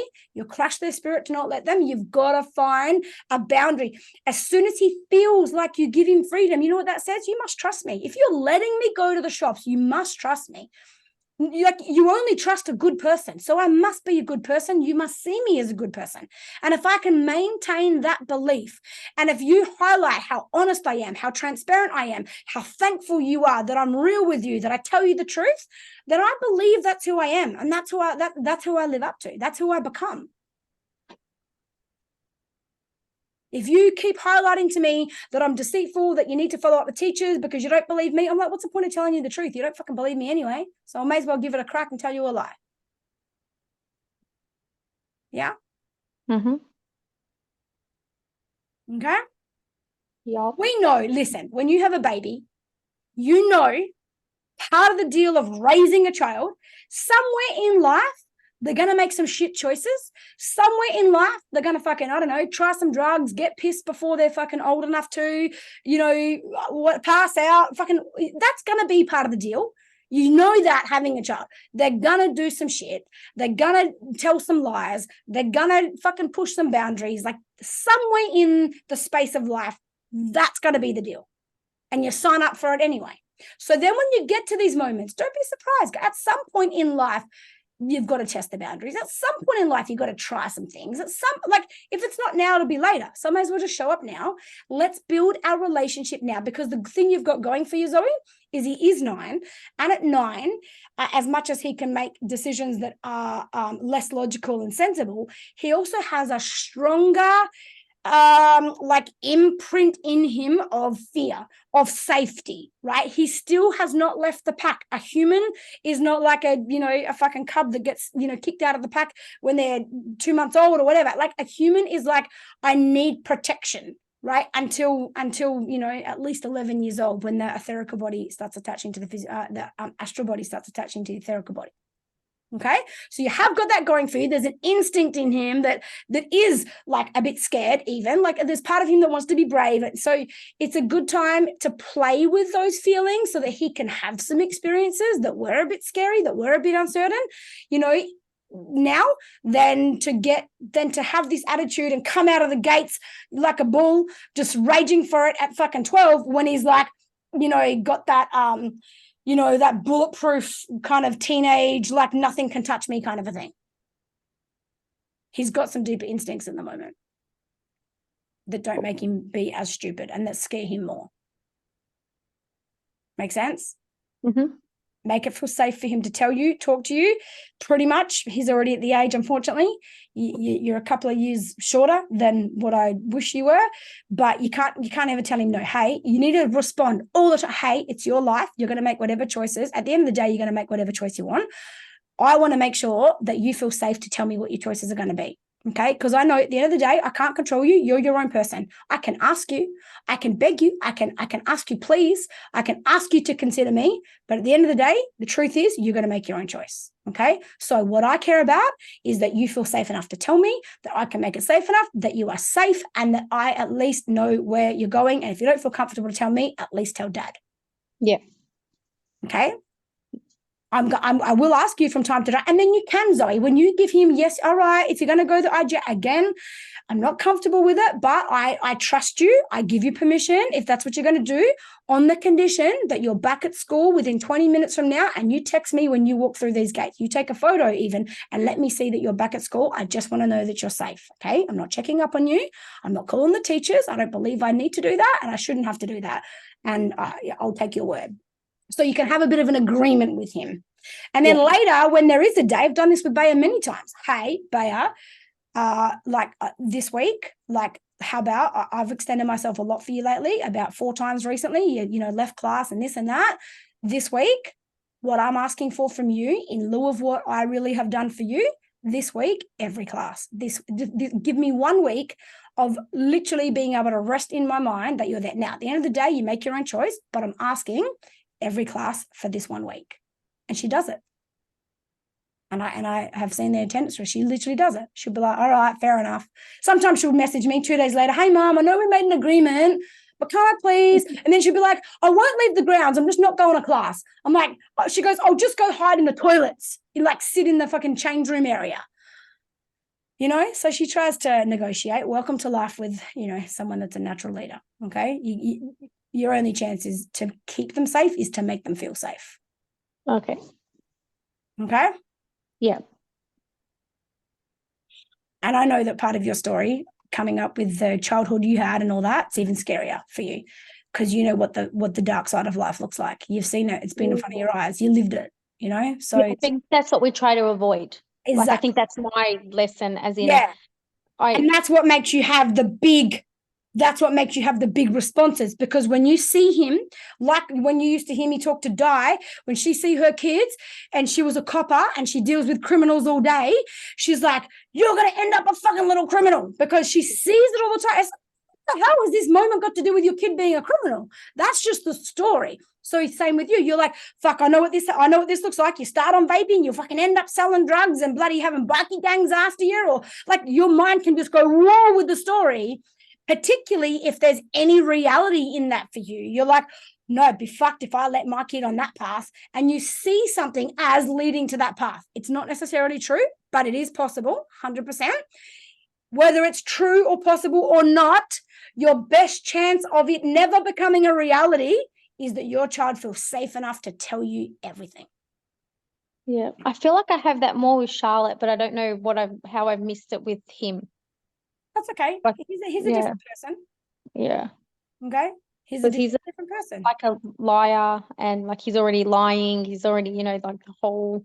Charlotte likes to please as well, right? She's got her own independence, of course, but you know, and she is a girl, and I mean, you know, everyone knows like girls at these ages are more sensible in terms of like being logical and being safe and all those kind of things. They also cannot be. I'm not stereotyping everyone. She sounds a bit like Bea. She very speaks up. She's Yeah. found her voice. She speaks up for herself at school. Yeah. She'll skip a class if she doesn't want to be there or doesn't feel safe.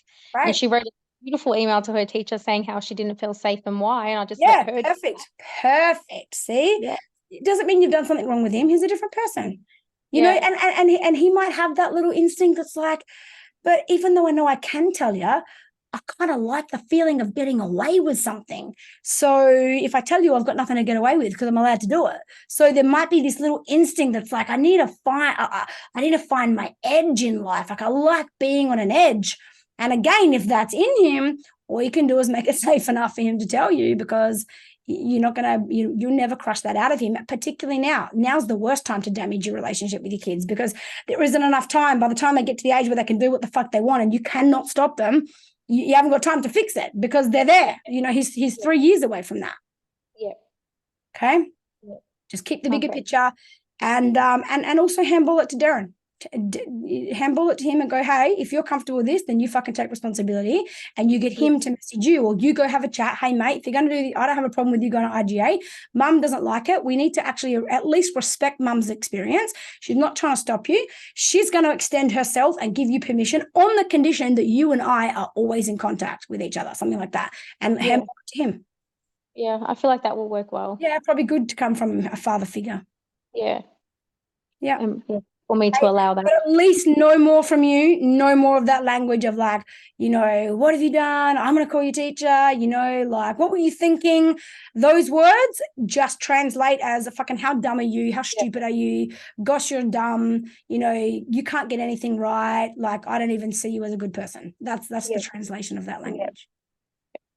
I get it. Mm-hmm. Yeah. Yeah. All right, darling. Thank you. No worries, darling. Thanks. Cool, Di. Glad I helped you. But yes, I freak out about my kids becoming a criminal. Yeah, when you've lived life for 10 years as a copper, who wouldn't? All right, Mugs. Let's have a boyfriend talk, hey?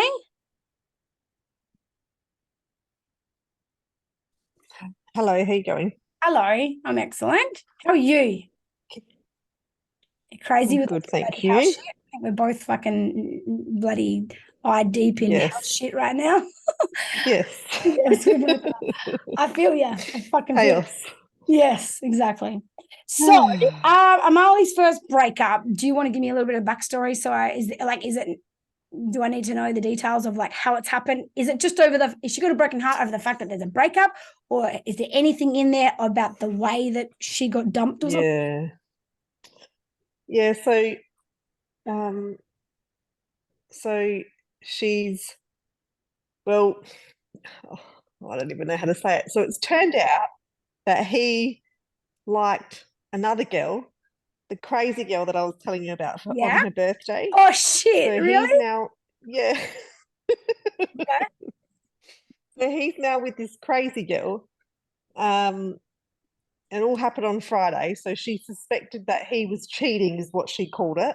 Okay. And I was like, okay, like Adam's like, babe, just calm down. Like they don't even know what those words mean. But she's like adamant, like he's cheating. He liked this girl.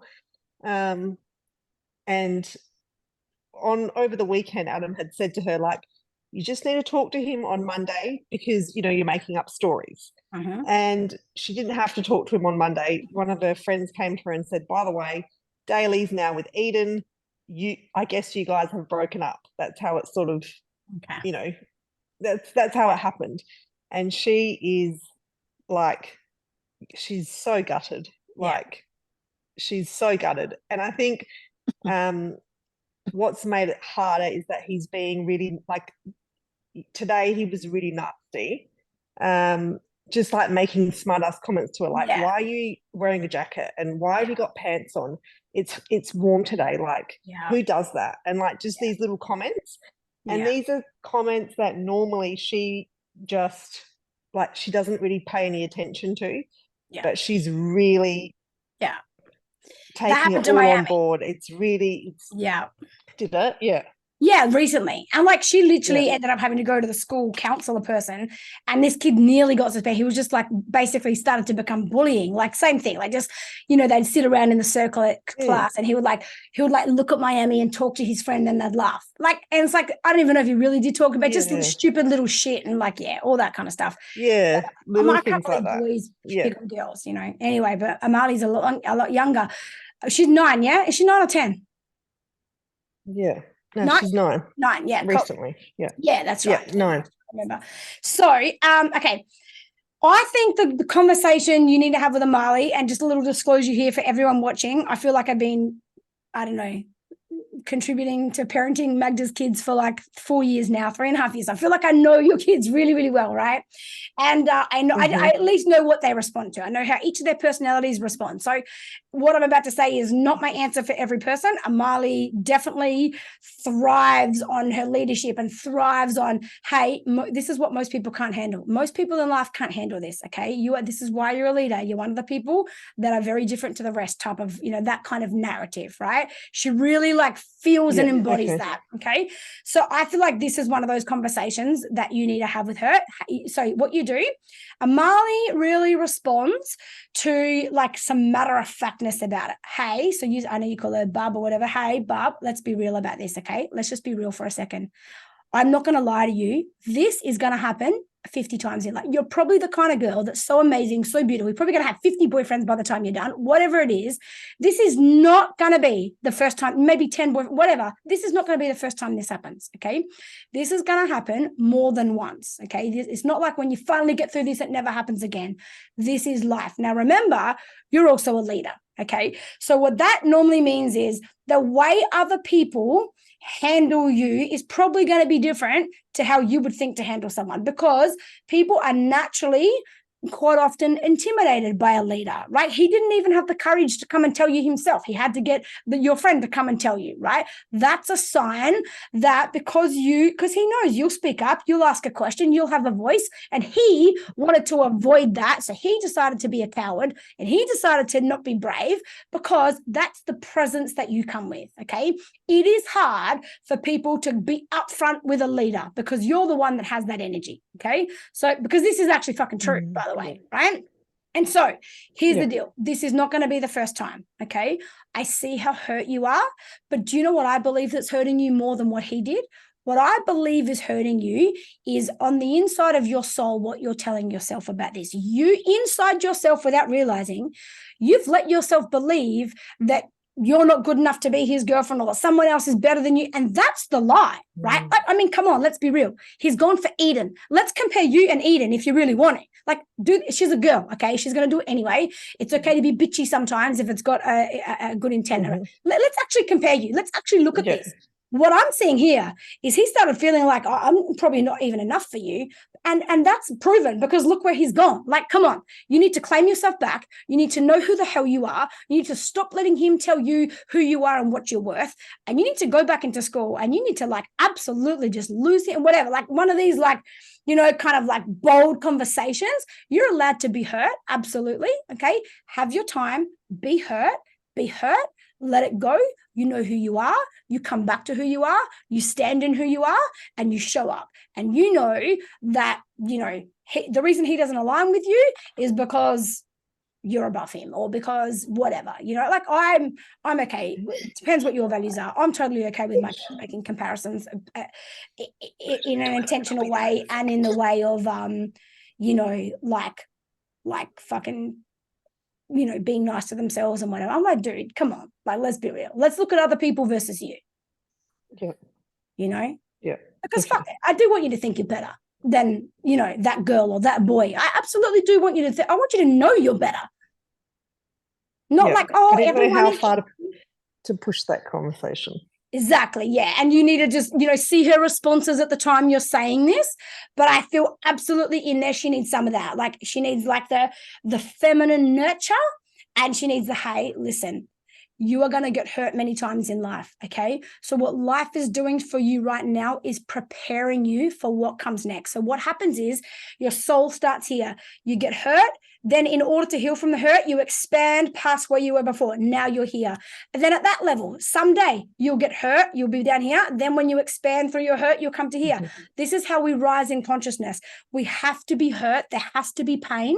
And when we expand beyond that pain and we heal ourselves and we come back to knowing who we are even deeper, we rise to a higher level. This is what it looks like. It looks like this with disappointment in sports. It looks like this with disappointment and heartbreak in relationships and love, whether that be boyfriends or whether that be best friends. It looks like this when you don't get given opportunities or you don't get picked for things. Like this is the journey of a leader. We've had these discussions before, okay? And you're allowed to feel hurt, okay? But don't you dare stay where you're hurt. You rise above this because I know you can. You know you can. You're allowed to sit there, but don't you stay there. Yeah. And the minute you decide, you get to choose when you rise. And if you want to sit here for 2 days, bub, no worries. I'll hold space and I'll help hold your heart. You know, I can see it's painful for you. So I'm not saying to dismiss this, okay? But just know that no matter how low you feel, your ability to come and rise is a decision and it's one that you make. You rise the minute you choose. You have all the control over when and how you rise. You stay here as long as you like, you know, or you sit here, but don't you stay here. Yeah, that would be really powerful. Yeah, give her like a At the moment, I feel like I'm being a bit lenient, but I've said to her, like, you know, it's okay for you to be upset, but you can't express on Ayla. Like, it's not fair to, you know, true, like release it all out on her. You're not angry at her about what happened. You're angry about, you know, these things, and she can feel that. But I just didn't know how long. I can't do that for too long, though. I feel that's like right. I don't want to be giving consequences, but I don't want to be absolutely when she's hurting. But I just didn't know how long she can sort of stay there, if that makes sense. Yeah. So I think that conversation in itself. Yep. And you tell her, if you choose to stay here Yeah. any longer, you take responsibility for how you feel for as long as you choose to stay there. Because what you're doing to Ayla Yeah. is the reason you feel like you need to have power is because you're choosing to stay out of your power. And instead of getting your own power back, you're trying to take someone else's power. Not cool. You can stay there as long as you like, but you take responsibility for how you feel while you're there. Because if you choose to stay there, it's your responsibility. You're going to have to handle those emotions. If you don't want to handle those emotions, then you need to make a choice. Do you know what? I've felt my pain. I've felt my disappointment. It hurt my heart. But do you know what? I know who I am. I know what I'm worth. I know that no boy gets to decide how I live my life and how I feel when I go to school. No boy gets to make that decision for me. I choose how much I like my day. I choose how much confidence I've got, and I choose how I get to show up to school tomorrow. No boy gets power like that in my life ever. I choose. Yeah. And then, because when she's saying to me, you know, he cheated on me, he did this, Mum, I said to her, well, or he's being mean to me. So I don't want to encourage that. That's what boys do when they like Yes, you. good on you. So I'm saying to her, like, well, I try to give her examples because that's what she relates well to. And and I'll say to her, you know, if Daddy did that to Mummy, I wouldn't, you know, I wouldn't be okay with that, and that would really hurt me. Or So babe, you know what I'm saying here? That life is calling you to make some decisions. You need to choose whether or not that's okay with you. You need to make some decisions around what you're willing to tolerate. Like, honestly, can we just be real for a minute? You've just told me he cheated on you, he did this and he did this and he did this, and now he's being mean. You need to decide, are you going to have people like this in your, do these kind of people even qualify to be in your life? Because that's a choice. And the choice that you make, if you allow these people into your life, people who are like that, and then you decide, even though they're like that, I want to keep them, I don't want to lose them, then you're telling the universe, please send me people like this. If you say, hey, this really hurt me, this isn't okay, and I will never have someone like that in my life. You show me signs like this, you be dishonest, you be a liar, you show me that I can't trust you, dude, you don't even qualify to get access to me. So what life is doing for you at the moment is helping you work out who you're going to allow in your life and who you're not. And the decisions you make in these kind of times determines what kind of people start coming into your life as you get older. Because if these kind of people, if you're okay with them being in your life, guess who you're going to attract? Those kind of people. If you tell the universe, dude, don't send me people like this. These people aren't welcome. They can get stuffed. They don't have access to me. Guess what? The only people I want in my life are people who have got some courage, who can talk to me up front, who can be honest, who can blah, blah, blah. You have those standards, guess what kind of people you're going to end up with in your life. So I know this hurts, but it's an opportunity for you to make some decisions, because you are getting older now, around what kind of friends are you going to have in your life? What kind of boyfriends are you going to have in your life? Because the decisions you make determine who those people are going to be.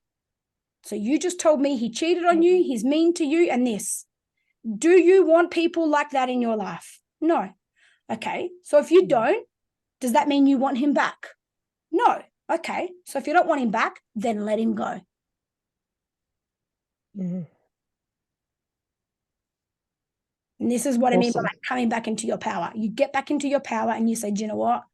Like, thanks for doing me a favor. Go and say, hey, thanks for doing me a favor. Thanks for breaking up with me. Thanks for showing me who you really are. Because I don't have people like you in my life. Or I don't, you could still be nice or whatever at school because you're in the same class. You don't have to go and be mean, but you can have a boundary and go, I just don't even entertain those kind of relationships. Yeah. I think she did say something today, like, I can't believe he's behaving like that. That's not the daily that I liked. And tell her it is disappointing when you find out who people, and then give her this quote. Say to her, tell her Holly said this. Holly said, when people show you who they are, believe them. Not when they tell you who they are. When somebody shows you who they are, believe them. Believe that. Believe who they showed you they were. It hurts your heart when people show you that they're someone that you had no idea they were. But when they show you You get to choose whether you believe that or not. You can say, oh, no, that's not how he is. I don't want to believe that that's how they are because I want to keep them in my life. Now, if you make that choice, you take responsibility for the fact that next time you get hurt by the same kinds of behavior, that there's some responsibility there for you to take because you got given the message and you chose not to take the lesson, and that's okay. Take it this time. But be responsible for that. When somebody shows you who, it can be really disappointing. And someone like you is going to find it harder. You know why? Because you are so fucking authentic. You are so real. You are who you are. You don't have a fake side. You are who you are and you know who you are, which makes it really hard for your brain to understand how can someone actually be so different to how they look like they are. That's someone that doesn't know themselves. That's someone that's whoever they need to be for the next person to come along. That's not you, Amali. That's why it's hard for your brain to understand this. Because you're not like that. So I feel like, you know, now that Thank you, that's nurturing, so helpful. I think she'll respond, and she does well when she gets back in her power. And, you know, I can literally see her going off to school with like an attitude, like, you know, you get to come in my life, but you don't qualify. You're not girlfriend. You know, that whole like. That's totally her. I did say to her today, like, you know, you could do hard things, and she looked at me and she's like, thanks, Mum. She's like, yeah, I can. Because she didn't want it. They had an excursion today, and she was like, if he's in my group, I'm going to feel really uncomfortable. And I was like, I know that it's hard, but you can do hard things. And she just got out of the car and went to her excursion. So I think that will be perfect for her. Thank you. She's like, yeah, girlfriend. Yeah. She reminds me of Baya in this. I used to say to Baya, I mean, I don't want to, this is not a racist comment, okay? But we always used to laugh because I think, you know, like one of my real close friends and mentors is Jared Wilkins, and he's like full black, like he's Nigerian American, right?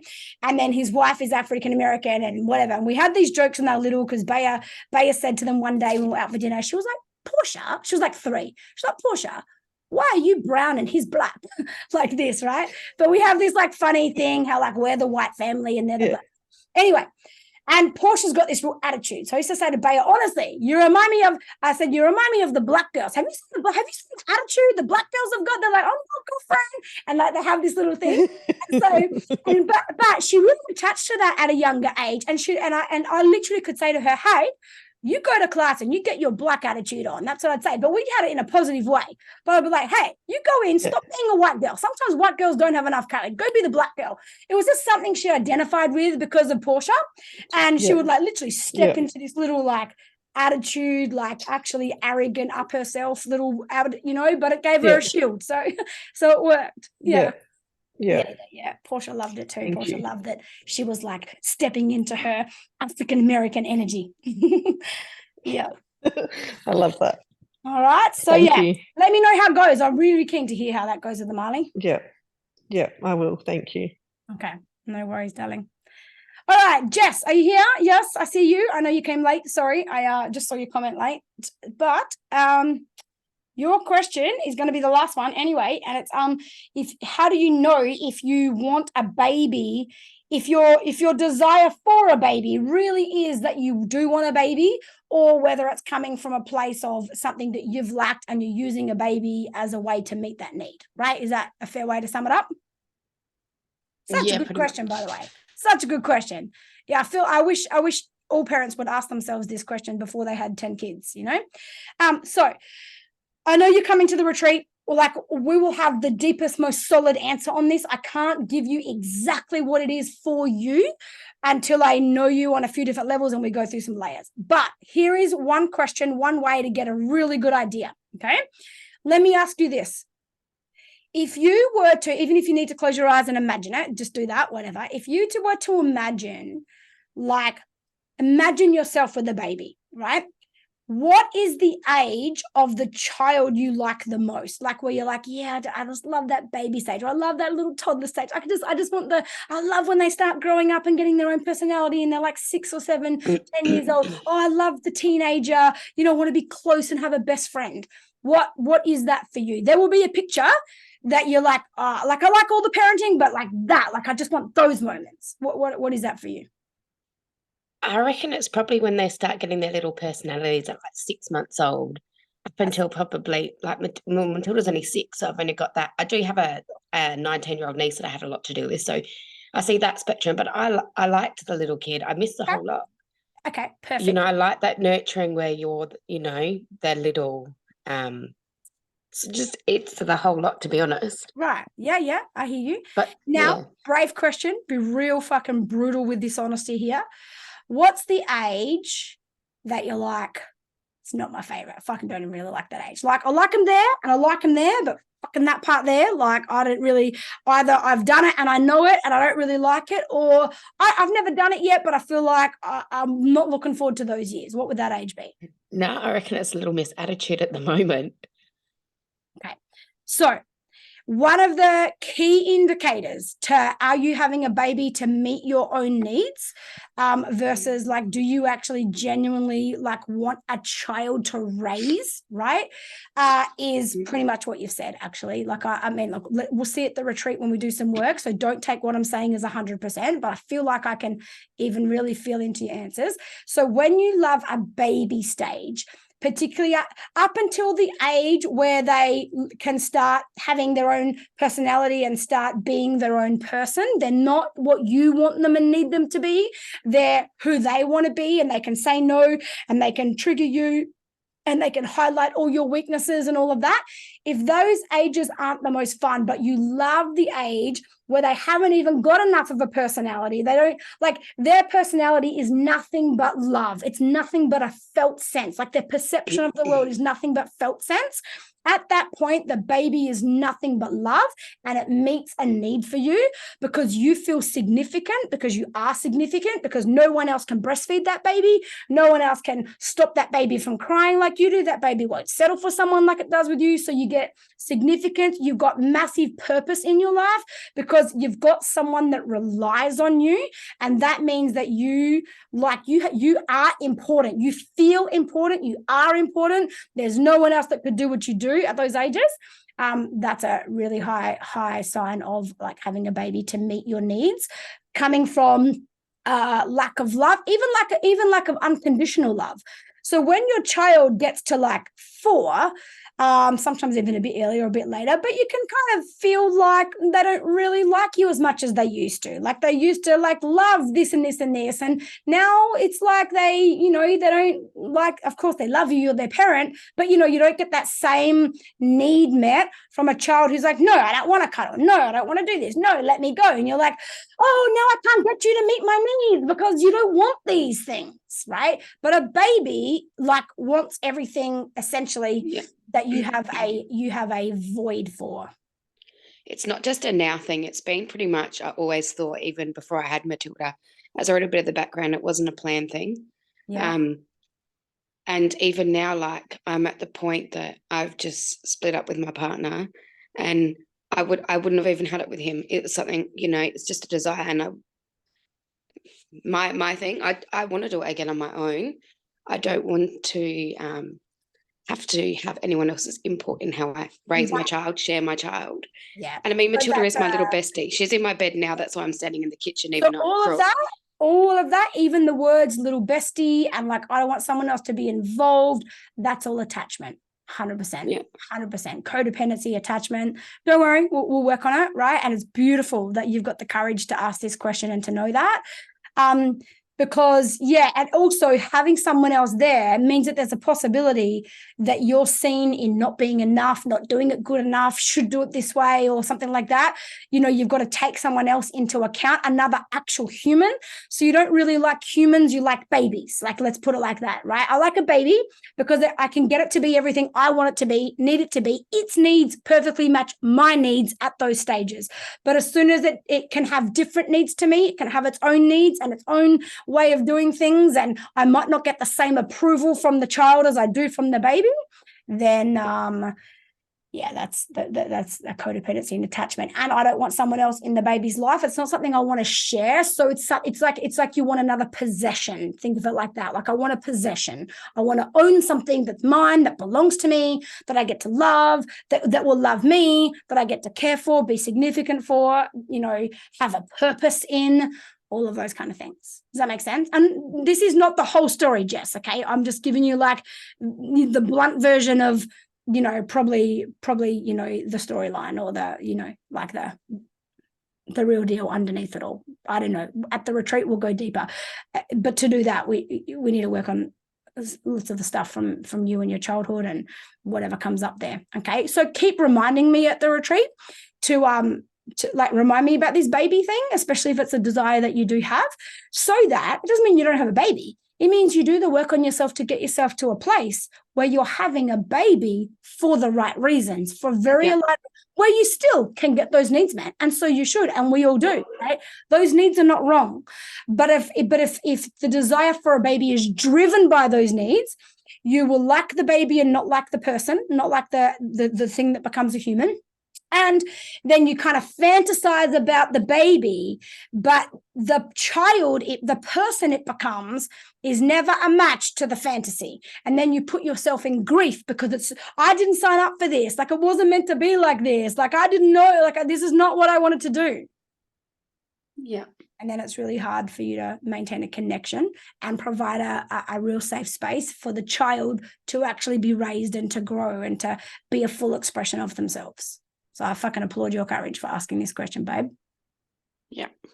Okay. And your attachment issues also cross over to whatever issues you've got with men, and we'll work that out. And I know you're like nursing your dad, right? Like you're nursing your dad, right? Yeah. So it's interesting. So I can already see some patterns there. We'll open that can of worms there, because you are like, you know, That's the nurse in me, though. My auntie's sick, I do it for her. I had a family friend in hospital today, which I was running out of my theatre to go check on her before she went into theatre. That's me. So all of those things are also a sign that that's where you're needed. That's where you're important. You're an ICU nurse, right? So in those areas, you know your shit. You are important. You are significant. You do have a place. You have got purpose. And that's why you almost thrive on that. Like, please let me be there for you, because I know I'm of value. I know I'm of value. Like, please let me be of value. And so you're looking for that significance, which is why on you know, you very much thrive in those places. Okay, but then it also crosses over into why you don't want a man, you don't want a family, you don't want to, you know, you don't want to do this with a partner, because you probably believe on some level you're going to be abandoned. And so, you know, it's probably easier to not have them in the first place than to be left or abandoned, or to have to deal with what you're going through now, grief and all that. And, you know, but then at the same time, in choosing to be a single mom, you're making a choice on behalf of the child to not have a father figure in their life. Yeah, well, initially I didn't get the choice with Matilda. Of course, absolutely. So, and now I just think, you know, the times you do, they have let her down, and she gets hurt when there has been that role model in her life. Yeah, I feel which has only been to Rob's any significance that she's known. And it's hard, babe. When did you break up with your partner? It's still currently going, like we're still chatting, but it's our values are different. We're going in different ways. So how long you been together? Only a couple of years. Not just only a couple of years. A couple of years is a big deal. Yeah. Yeah, let yourself feel that, babe. Yeah. I think that your desire to not have a man in their life isn't even true, that you don't want a man in their life. You just can't trust that they won't be hurt. And because you've got the pain you're feeling now isn't just from this breakup. This breakup has its own pain, but it triggers any remnants of past unresolved pains. So 70% of what you're feeling right now might be from this one, but the other 30% is from what it's triggering. And because this pain is so hard for you and so deep for you, you're like, I just never want my daughters to ever have to experience this, you know. And the only way that you can be sure that they won't, at least while they're under your wing, is to not have men in their life. That's the only way that you can be sure and certain that they won't have to feel the pain of letting go of a man or letting go of someone they love. So that makes sense on that level, right? I'm so looking forward to spending the weekend with you. Yeah. We'll empty all that. You make sure you lean in on this group a little bit, all right? You're in the Are you in the conscious community as well? Yeah. Yeah. Lean into that group, babe. Okay. Lean into that one for relationships. Like keep this one for parenting and anything to do with relationships in relation to your parenting. But in the conscious community, fuck, there's some people right now, I won't say their names, they'll show themselves, that are going through breakups, big, deep, and yeah, you'll probably have a beautiful connection with them. So, don't do this alone, babe. Like stop doing, I don't care if you're a single mom, whether that's a choice or just how the cards are falling for you, but fucking stop letting yourself do life alone. Okay. Lean into the groups, and it's okay to, feel pain, but being alone in that pain is not okay. Okay. So take some responsibility for yourself in that regard. Hey, you have got some spaces, and they're not your closest friends, which sometimes is easier, right? Lean in, show up, put a post in that group, and just tell the truth. Just say, I'm fucking struggling. I'm in and out of a relationship at the moment. I know I need to let it go. Fucking just can't, whatever. Tell the fucking whole goddamn truth, the whole truth. Yep. And let people come in, and I mean it's just as healing for them who have gone through their heartbreak, who now have wisdom to offer you. You put purpose in their pain, so you offer them an opportunity that has as much value for them as it does for you. So it's not even just for you, okay? Yeah, you lean into that, all right? Yep. Yeah. Zoe, by the way, you've all heard me. I'll finish on this because you've all heard me tell the story of Zoe. Well, I haven't said her name, but the Zoe that you've all seen on the call tonight is the one who came to the retreat like a year and a half ago. And she was the one who said, for 15 years, I've done everything you could think of. I've done every retreat. I've done Reiki. I've done this. I've done that. Like you name it, I've done it. Every spiritual healer, they've all told me there's a block. Like there's something, like I just can't quite get to it. So, I'm here, but I don't know. It's been 15 years and that within 3 hours, she was all cracked open and we got to the layer that 15 years couldn't get to. That was her. Okay. 3 hours into it. First night. Right, Zoe? It was a beautiful moment. Sorry. Yeah, it was crazy. Everyone remembers that. All right, Jess. So you're doing all the right things, babe. You're in the right place. Don't go having a baby just yet. Let me spend the weekend with you. All right. All right. Yeah. Thanks for asking the question, because I think there's a lot of people that probably needed to sit with the reality of that answer. All right. Yeah. Thanks. No worries, beautiful. All right, guys, I'm going to leave you and I will see you back here next week. If you do want a conversation around the retreat, reach out. Just so I'm happy to, make some extensions, but we just need to make some firm decisions because we only got 4 spots left. Yeah. All right. Good night.